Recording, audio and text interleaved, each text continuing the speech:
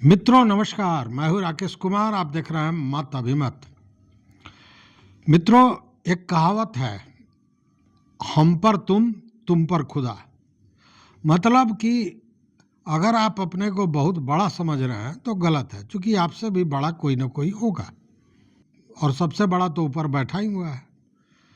यही स्थिति कहीं ना कहीं शिक्षा विभाग में होता दिख रहा है। के पाठक आए थे और उन्होंने जो काम किया, जिस तरह से शिक्षा की पूरी प्रणाली में, पूरी शिक्षा व्यवस्था में जो परिवर्तन किया, उसके बाद एक लगा जैसे आंदोलन, एक क्रांति शिक्षा में आ गया।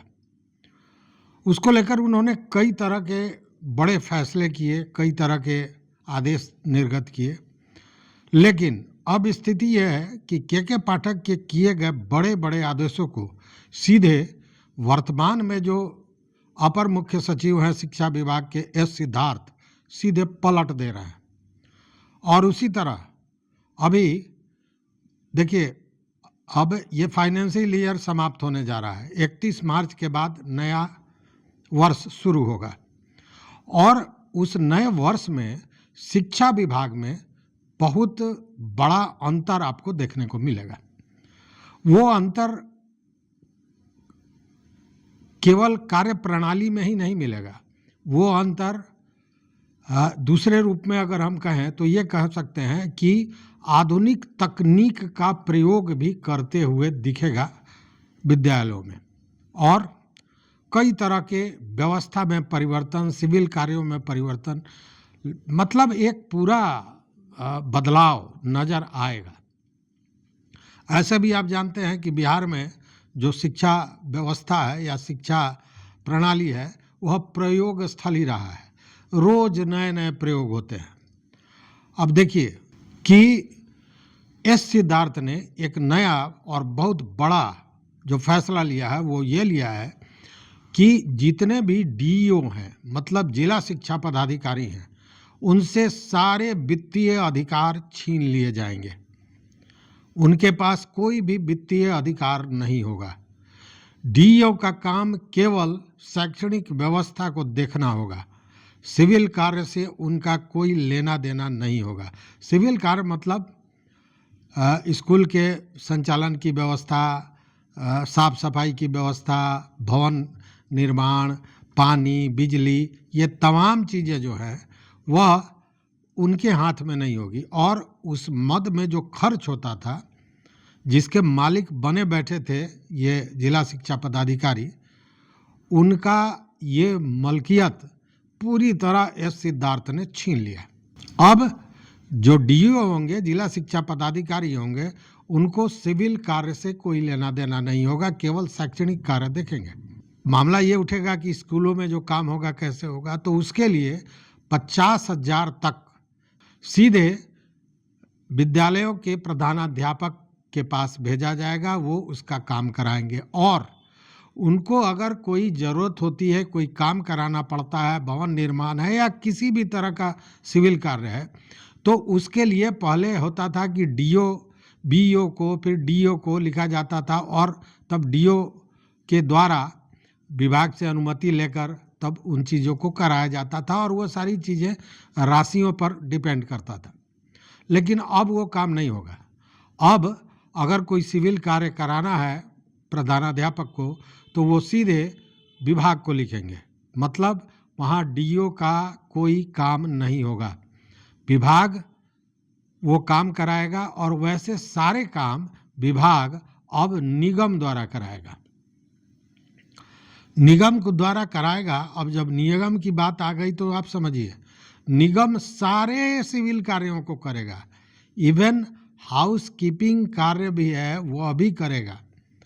मतलब कि आउटसोर्सिंग से जो पहले साफ सफाई और तमाम चीज़ें रखी गई थी, स्कूल की सुरक्षा और कंप्यूटर के लिए प्रोग्रामर, इन सारे चीज़ों का काम आउटसोर्सिंग से हटा दिया जाएगा। आउटसोर्सिंग से अब कोई काम 31 मार्च के बाद नहीं होगा। दूसरी बात, आउटसोर्सिंग से जितने लोग नियुक्त हैं, उन सारे लोगों की सेवा भी 31 मार्च को समाप्त हो जाएगी। मतलब 1 अप्रैल से पूरा माहौल बदल गया होगा और वो साफ नजर आएगा।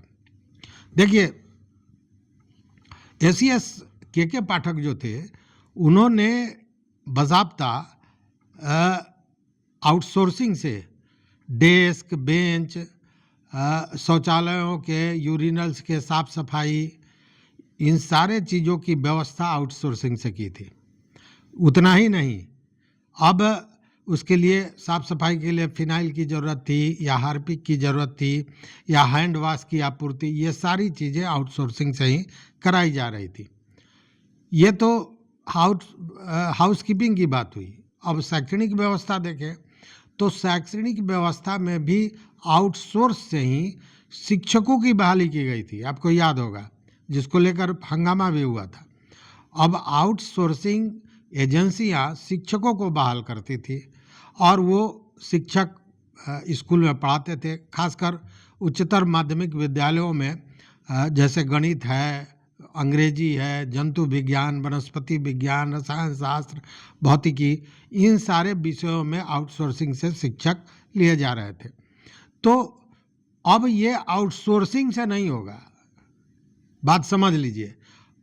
और आउटसोर्सिंग से जो लोग पहले नियुक्त हुए हैं, उन सारे लोगों की जो सेवाएं हैं वो समाप्त हो जाएंगी। क्योंकि के पाठक ने कई तरह का, आप देखिए ना, जैसे डीपीएम आईटीसी, फिर डीपीएम, फिर प्रोग्रामर, उसके अलावा अकाउंटेंट, एमटीएस आदि कई पद ऐसे हैं जिन पदों पर आउटसोर्सिंग से बहाली कराई गई थी के पाठक द्वारा। अब के पाठक के उस पूरे जो उनका आदेश था उसको सीधे एस सिद्धार्थ ने पलट दिया। इन लोगों की सर्विस जाएगी, आउटसोर्सिंग से काम बंद हो जाएंगे।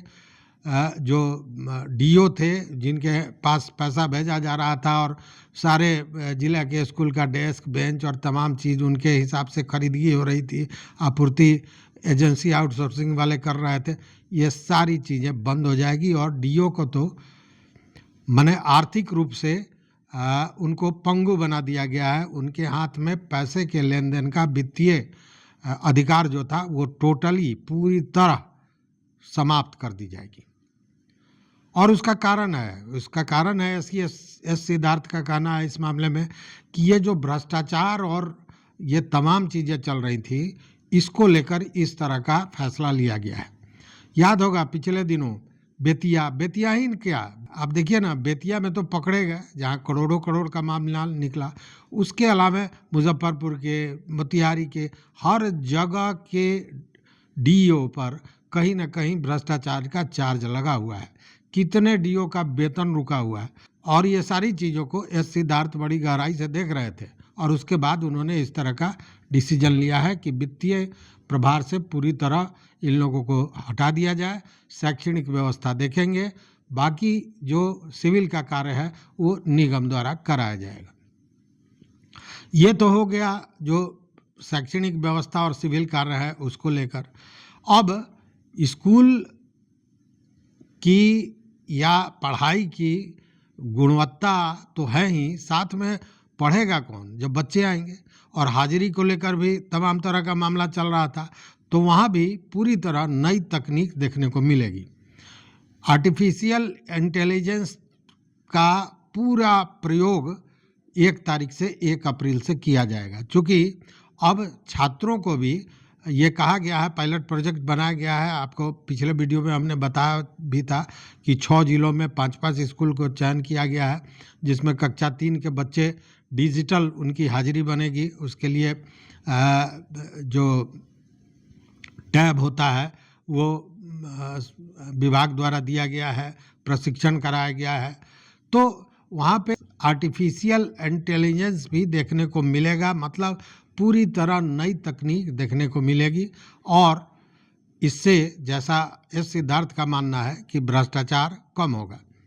आपको याद होगा के पाठक ने स्कूलों की गड़बड़ी को देखने के लिए, और ख़ासकर वो देखिए के पाठक ने काम जो भी किया, अच्छा बुरा, ये इस विवाद में हम नहीं जाएंगे, लेकिन इतनी बात तो है कि के पाठक ने जहाँ शिक्षकों को, प्रधानाध्यापकों पर पैनी नज़र रखी, वहीं जो पदाधिकारी थे उनको खुली छूट दे रखी थी।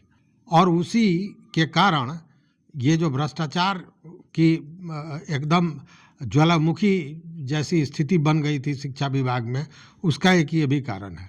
तो अब एस सिद्धार्थ शिक्षक, छात्र, प्रधानाध्यापक पर तो नज़र रख ही रहे हैं, साथ में पदाधिकारियों को कैसे सही किया जाएगा इस पर भी उनका ध्यान जा रहा है।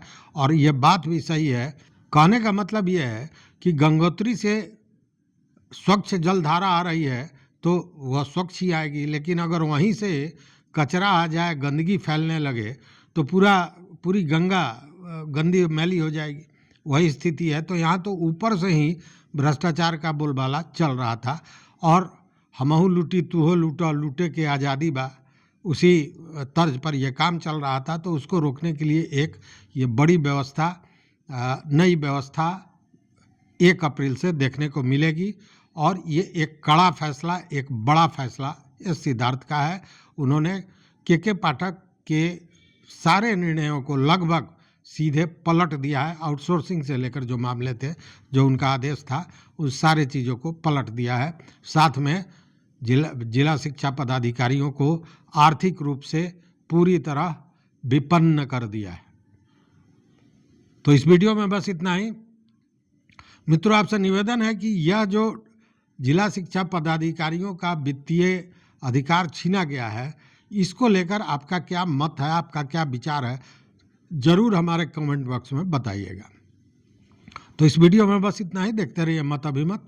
मित्रों, चैनल पर नए हो तो सब्सक्राइब कीजिए, लाइक कीजिए, दोस्तों के साथ शेयर कीजिए और अपना विचार जरूर दीजिए। बहुत बहुत धन्यवाद, कोटिशः आभार।